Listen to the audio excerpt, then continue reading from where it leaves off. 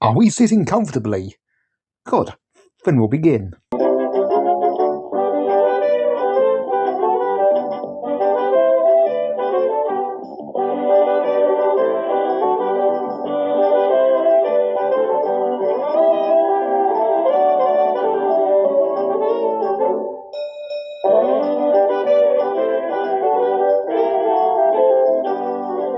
Dear readers, it has been quite a while since we last saw Thomas the Tank Engine and his friend. The Fat Controller, Sir Richard Topham Hatt, has purchased a new engine named Maya. James has been showing off yet again. The trucks have been up to their usual tricks, and a new lorry has been rude to the engines. Yours truly, the author. Chapter 1, Maya arrived. The Fat Controller arrived with a new engine. Here, said the Fat Controller, is Maya. I have agreed to give her a trial. Hello, said Maya. Everyone answered happily. Gordon did not seem too enthusiastic, though, and went off to fetch his coaches. All the while, Duck arrived to say hello. Evening all, he said enthusiastically. I'm Duck, and you must be Maya, I presume. Welp, take no notice of Gordon. He's just in another one of them funny moods. Maya knew what Duck said and went to check on Gordon, but not much had changed, especially when the station master arrived with words was informing Gordon's crew about sheep straying onto the line. Gordon was cross. At this rate, I'll be even more late, and passengers won't complain. Maya smiled sweetly at Gordon, but Gordon was so cross, he steamed off out of anger and frustration, still muttering under his own breath. But when Gordon approached the line where the sheep were standing, he had to stop up sharply. The passengers were bumped about like peas in a frying pan. The driver and fireman stepped out and scolded Gordon severely. You silly great engine! Now we'll have to wait until Toby arrives. It took quite a while before Toby did arrive. The Fat Controller was most annoyed when he heard how rude Gordon been to Maya. You have deliberately disobeyed warnings about the sheep from the station master, Gordon. He told you to stay put for the time being, and what did you do? Went off as if nothing had happened, and Gordon groaned. The Fat Controller turned sharply on his heel and walked sternly away, leaving Gordon with a lot to think about. Chapter 2, James the Show-Off. Yes, oh yes, James boasted. I'm going to pull some very important passengers. He chimed chirpily. Thomas, Percy and Gordon did not share the enthusiasm one bit, because they too thought that James was being too big for his buffers. They wanted to pay James out, but for some weird reason, they needn't bother, as James was actually told to take a goods train down to the end of the line. It was a slow goods, stopping at every station to pick up and set down trucks. James hated slow goods trains. He even remembered the last time one caused him to crash into a pair of tar wagons. He complained bitterly about the situation to the other engines, yet that he didn't seem to care very much. Reasons for it were quite simple. Later on, the trucks were giving James even more grief Clickety clack, don't look back. Bombus James is on our tracks. Be quiet, will you, you wretched trucks? Snarled James. But the trucks were so persistent that they were actually having none of it. So they decided to play even more tricks on him. Hold back, they passed the word on so that the back of the train would drag right behind him as an excuse to slow him down. Meanwhile, Thomas was at the station at the end of the line picking up some passengers when the telephone rang. "James is stuck on Gordon's Hill," said Thomas's driver. "We're on our way." Thomas knew what this meant. And according to James, the other engines wouldn't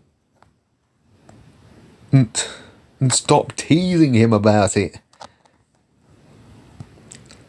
All the while, this made James very cross. All teasing subsided when the Fat Controller arrived. "You have had a trying day, James," said the Fat Controller, "but you have shown us what you can do with trucks. For that, you can take a special passenger train, and you'll be receiving a new coat of paint to go with it." James just beamed at the thought.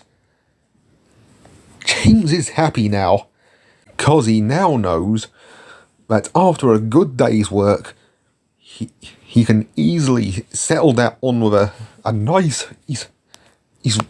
wash and some fresh, clean paint. Chapter 3. Trucks will be trucks. Thomas and Edward were alone at the sheds when the Fat Controller arrived. "Thomas, I would like you to take some trucks to the yards that's on the other side of the island. Edward, I want you to take some coaches to the harbour to pick up some holiday makers," he added, and left. Thomas had always been careful with trucks, but these trucks were very badly behaved and would stop at nothing to provoke him any given chance they had. But today, the trucks' behaviour had now become a major concern for the workmen. Every time they tried to set the brakes on properly, the trucks would either slip them on or take them off. This made the engines point them very cross. At last, Thomas arrived to pick them up and take them to the yard on the other side of the island. At first, all was going well, until all the trucks decided to play their tricks. Hold back. Dirty Thomas is on our track," they chimed in song. Thomas, not wanting to be provoked any further, decided to give them a blast of his "do as I say" whistle. But to no avail. The trucks decided to play even more tricks, presently to the extent where Thomas was crashing onto a brake van onto his perch of trucks. The brake van was in smithereens. The silly trucks laughed relentlessly at it. When the Fat Controller arrived, he had surveyed the damage Cheer up, Thomas. It wasn't your fault. Those silly trucks were the reason why this happened. I'm sending you to the works.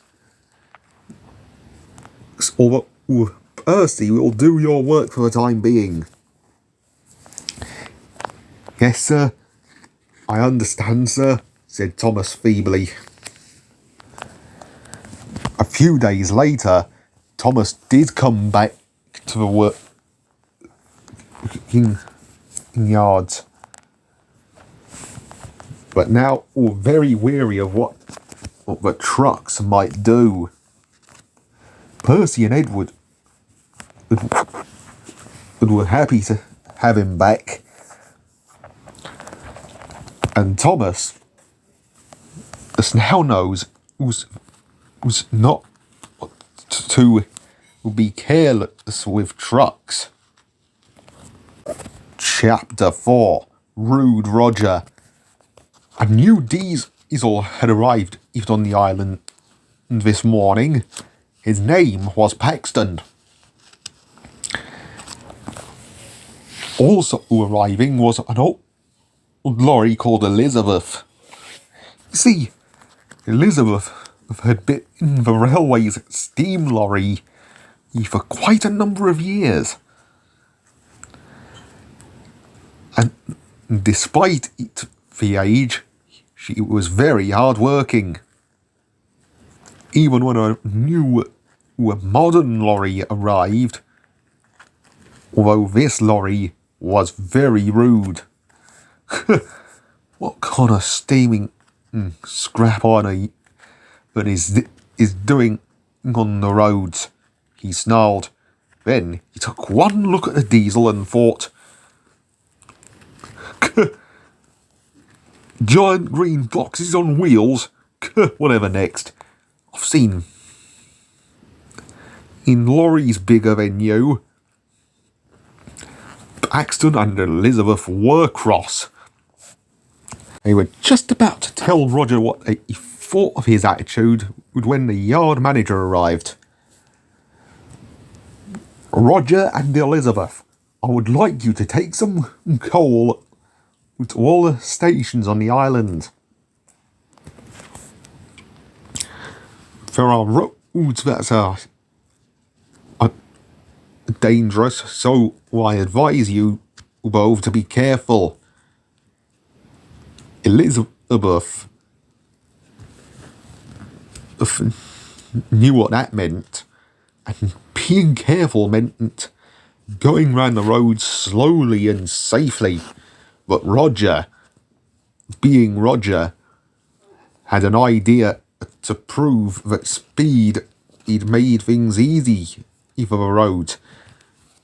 But no sooner had he approached the quarry road than it happened. 1 minute he was on the road, the next minute he came clean off and landed into a line of stone trucks, damaging him instantly. For some reason, it served him right for being so reckless. When the yard manager arrived to see a bruised, battered and dusty Roger, he was not happy. You deliberately disobeyed me, he snarled. I told you to be careful, and what do? Go around recklessly, Roger muttered.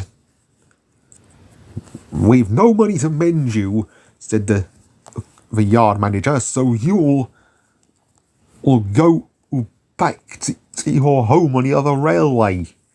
Is that understood? Roger did just that, and yet he was never seen or heard from again. But what will happen when he does decide to return? But I won't spoil it for you, because I'll spoil the next time he does return.